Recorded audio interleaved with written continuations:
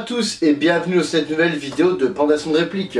Comme promis dans ma vidéo sur le Luger KWC, je vais maintenant vous présenter un autre Luger d'une autre marque, de la marque WE, qui est sans doute le Luger le plus répandu dans le monde de l'airsoft actuel.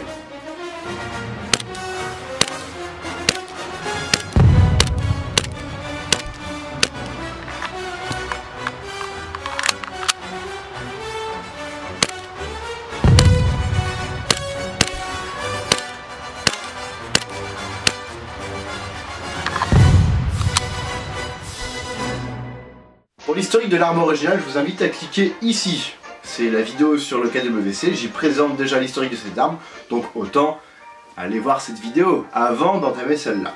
Passons donc directement à la réplique proposée par WE Tech, aussi appelée WE. WE est le premier fabricant à proposer une réplique presque intégralement en métal. En zamac et en aluminium devrais-je dire. Les seules parties qui ne sont pas en métal sont les plaquettes en plastique, en ABS. Après, au niveau de la prise en main et du poids, il est très réaliste.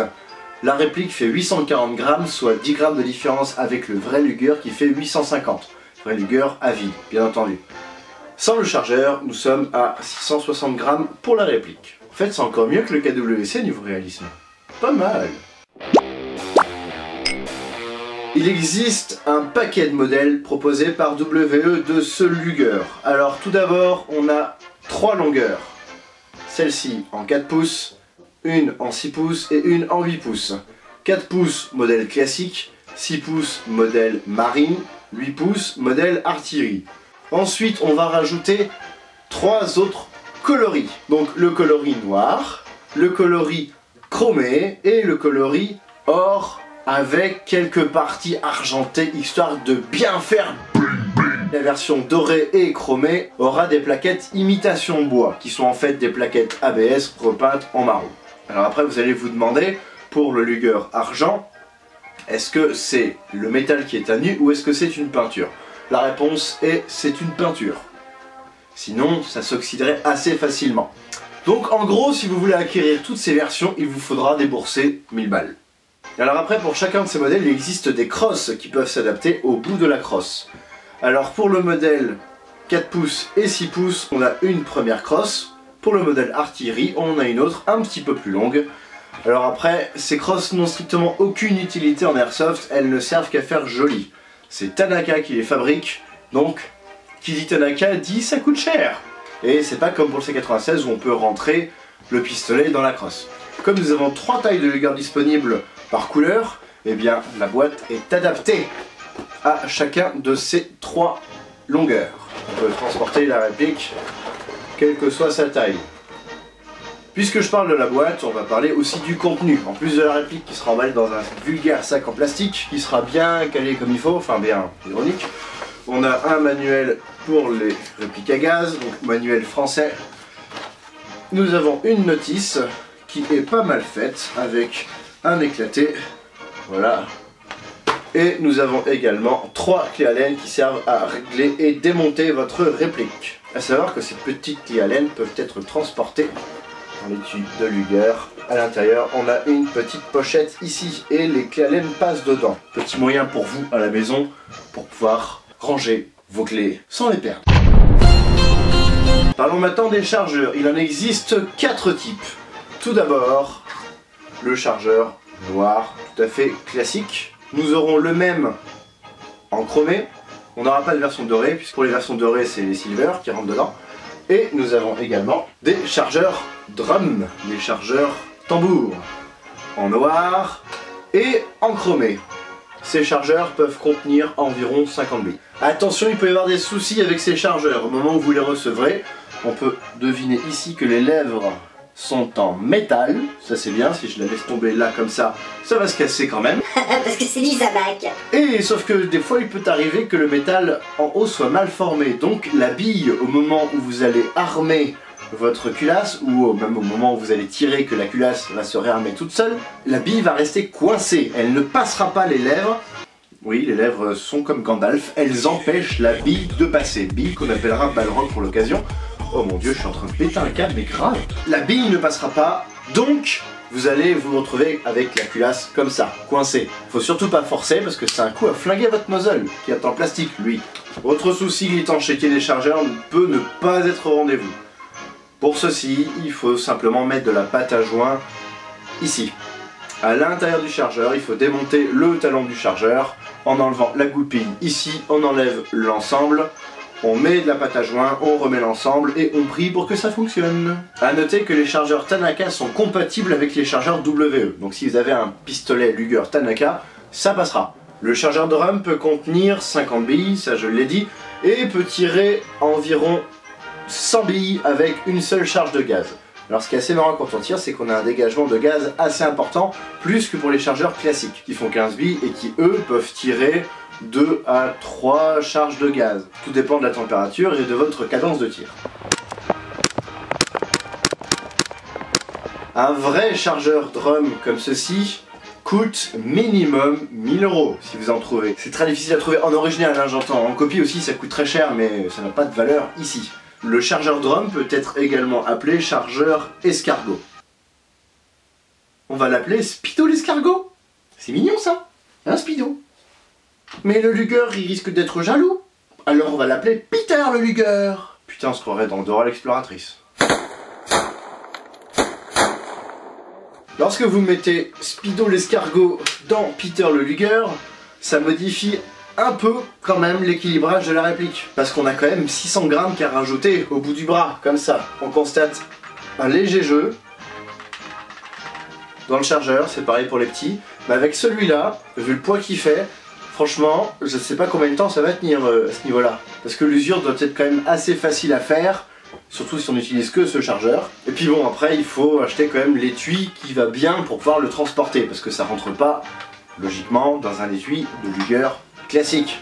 Avec Speedo l'escargot, qui est livré dans une boîte spéciale, il y a une petite notice qui est en chinois. Donc, pour vous éviter 5 ans d'apprentissage intensif pour pouvoir comprendre une simple notice, je vais vous montrer comment ça marche. Tout d'abord, il y a un accessoire qui est fourni avec. Voici une petite chargette rapide. Nous allons donc prendre cette petite molette, nous la faisons tourner jusqu'à la serrure entre guillemets que nous avons ici. On appuie sur le bouton et voici notre molette remontée. On a aussi ça hein, qui est en option. À ce moment-là, vous allez mettre votre bébé loader ici. On va enlever bien sûr l'élastique et la tête. On met les billes, on remplit, ensuite on bourre. Voilà, on enlève la tête. On remet des billes, on bourre, on enlève la tête, on remet des billes, on bourre, on enlève la tête. Faire ça 3 ou 4 fois de mémoire, je sais plus exactement. On remet l'élastique au bout pour éviter de perdre la tête. Et ensuite, il faut penser à faire une chose. Sinon, ça fait ça.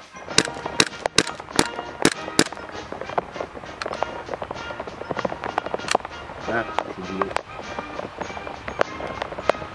Ne pas oublier de relâcher le verrou ici, sinon à un moment ça bloque. Voilà, ça tire à vide. J'avais oublié. Je suis désolé. Et donc à ce niveau-là, on va aller retirer la petite clavette. Et là, on entend le ressort qui se décompresse. Voici le ressort est remonté dans le puits de chargement. Enfin, plutôt à ce niveau-là, parce qu'on imagine qu'il y a des billes dedans. Et donc toutes les billes, toutes les 50 billes sont en compression et vous pouvez tirer avec. Seul inconvénient, comme nous n'avons pas de puits de chargement sur le côté visible comme sur un chargeur classique, hop, voilà, c'est pas exactement les mêmes chargeurs en fait. Comme nous n'avons pas la petite tige et cette partie-là, il n'y a pas d'arrêteur de chargeur. Donc lorsque votre chargeur sera vide, les oreilles ne resteront pas en arrière. Et ça fera ça. Voilà. Ça fait pas très propre. Mais vous pouvez plus tirer avec, hein, ça c'est sûr. Et ce qui m'embête vraiment, c'est quand on enlève le chargeur, ça coince, on enlève un petit peu plus. Et on sent que ça râpe. Le nozzle il râpe contre la petite boule qu'on a sur le dessus. Franchement, j'aime pas. Donc, vous aurez compris, celui-là, je l'ai acheté uniquement pour vous le montrer. Pas pour m'en servir. Déjà que j'ai failli acheter le modèle artillerie juste pour vous montrer ce que ça donnait avec Speedo l'escargot et une crosse-bois. Mais bon, ça coûte cher. Et enfin, nous allons mettre le gaz par la valve qui est là, qui n'est absolument pas dissimulée. A noter d'ailleurs que les valves de remplissage sont étanches sur tous les chargeurs WE. Ça, je trouve ça vraiment cool. Au moment où vous allez mettre votre gaz, on va pas entendre un léger dégagement d'air. Ça donne vraiment l'impression qu'on économise le gaz. Au niveau du prix, comptez 140 € pour Peter et comptez entre 60 et 80 € pour Speedo. À parler de Peter, à parler de Speedo, si vous prenez ces vidéos en cours de route, vous allez vraiment me prendre pour un taré. Mais non, ne vous inquiétez pas, je m'entraîne juste pour Radio Londres.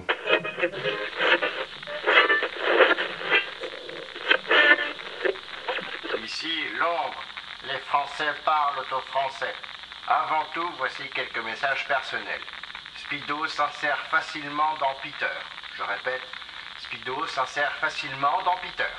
Pour ma part, j'ai acheté tout cet ensemble sur le site où j'avais déjà acheté le Luger KWC, c'est-à-dire Phoenix Airsoft. Vous pourrez retrouver tous les modèles en noir, quelle que soit la longueur désirée. Je vous avais dit que j'avais préféré acheter un modèle classique plutôt qu'un modèle artillerie, juste pour vous montrer quelques instants.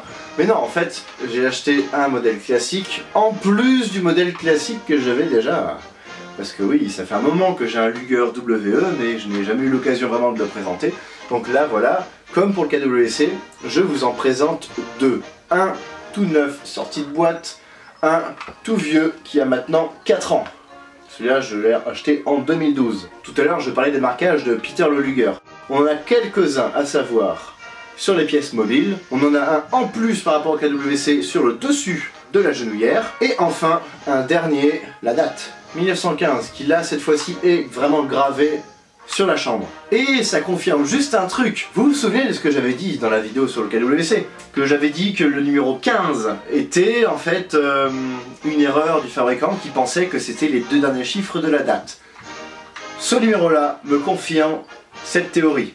Vous voulez customiser votre Peter? Eh ben, au courage. Vous pourrez mettre des plaquettes bois si vous voulez.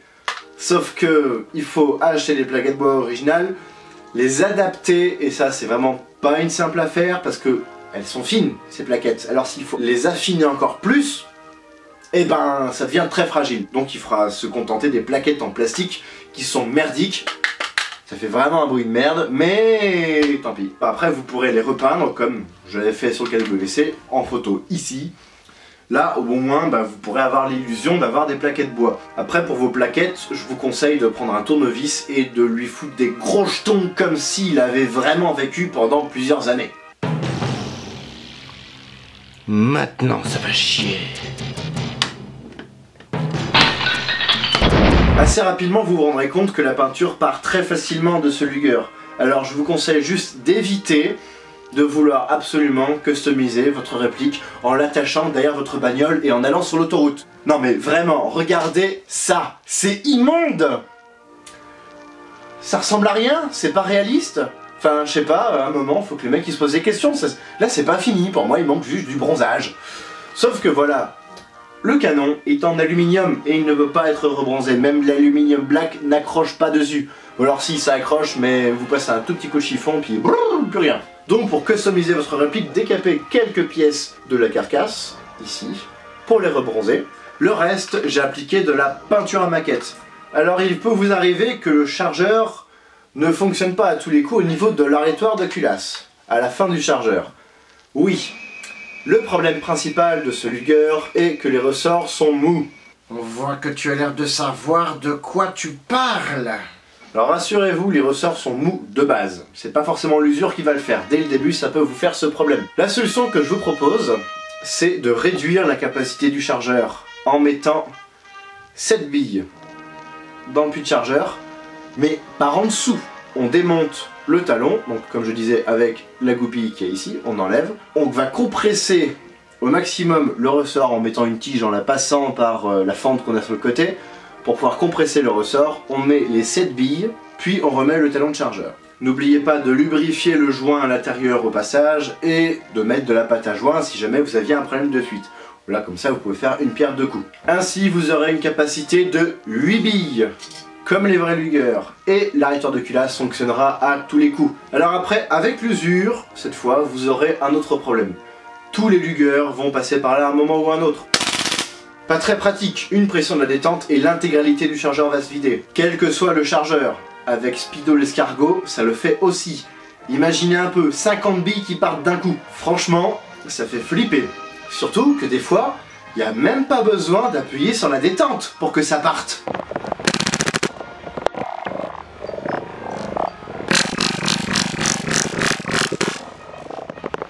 Voilà. Je n'ai pas appuyé sur la détente, il a tiré quand même.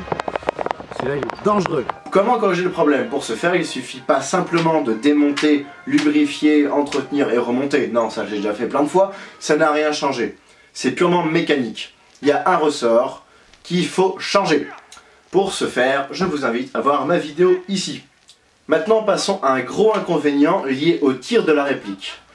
Là aussi, ça va le faire sur tous les pistolets. Et franchement, c'est vraiment pas cool. Donc je vais vous montrer un test de tir réalisé à 10 mètres. Et je vous promets que j'ai visé plein centre. J'ai tiré avec celui-là, donc sorti de boîte, non retouché. Vraiment, j'ai absolument rien touché, juste essayé de bidouiller le hop-up. La vis du hop-up sera celle la plus à l'arrière du canon. Le hop-up. Mais en fait, c'est un hop-down. Il est monté à l'envers. La vis, vous l'avez vu, est en dessous. Donc la vis va aller appuyer sur le dessous du joint. En gros, quand vous allez tirer et que le hop-up sera à fond, la bille va faire ça. Directement, direction le sol. Après, il y a des bricolos qui pourront régler ce problème-là en enlevant carrément la vis, en mettant une petite butée sur le dessus, de la bonne taille bien entendu, pour pouvoir simuler un hop-up qui sera fixe. Là, ça va être difficile de le rendre mobile. Mais comment ils ont fait sur le Tanaka? Ça fonctionne. Pourquoi sur le W ça fonctionne pas? Du coup, votre pistolet tirera mieux avec un hop-up à 0. Et quand j'y tirera mieux, c'est que vous pourrez peut-être toucher votre cible à 15 mètres. Au-delà, mais oubliez, c'est mort. Vous avez garni votre chargeur en billes et en gaz. Avant de l'insérer dans le pistolet, là, surtout s'il a déjà percuté, absolument armer le mécanisme avant. Sinon, ça va se bloquer à ce niveau-là. Voilà, là, on sent, c'est le percuteur. Et si vous forcez quand un malade là comme ça, le percuteur va se casser. Et après, pour trouver un percuteur de rechange, bonne chance. Il faut d'abord armer, comme ceci. Là, on peut insérer le chargeur, et là, on peut réarmer pour pouvoir chambrer la première bille.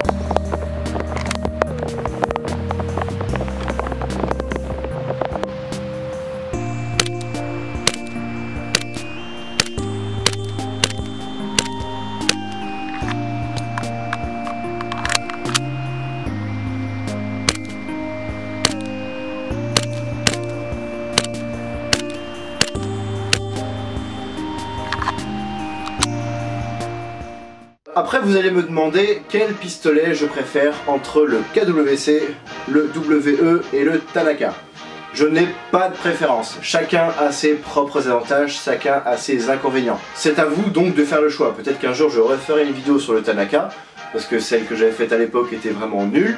Après, est-ce qu'il y a vraiment besoin que j'en refasse une tout en sachant qu'il est très difficile de le trouver maintenant? Il est en rupture de stock dans presque toutes les boutiques et si vous le trouvez, ce sera pas à moins de 200 €. Mais en tout cas, les trois sont vraiment intéressants, les trois ont leur propre identité, propres caractéristiques. Vous voulez vraiment avoir tous les avantages plus inconvénients, ben prenez les trois. Voici ce qui conclut cette vidéo de plantation de répliques, j'espère qu'elle vous aura plu. Si c'est le cas, n'hésitez pas à partager cette vidéo, à vous abonner, à laisser un pouce bleu Ouais, un pouce bleu, putain, il doit être malade YouTube, hein. Vous avez déjà vu un pouce bleu, il s'est fait bouffer par un chouf ou quoi? Et moi je vous donne rendez-vous prochainement pour une nouvelle vidéo de présentation d'uniforme. Salut!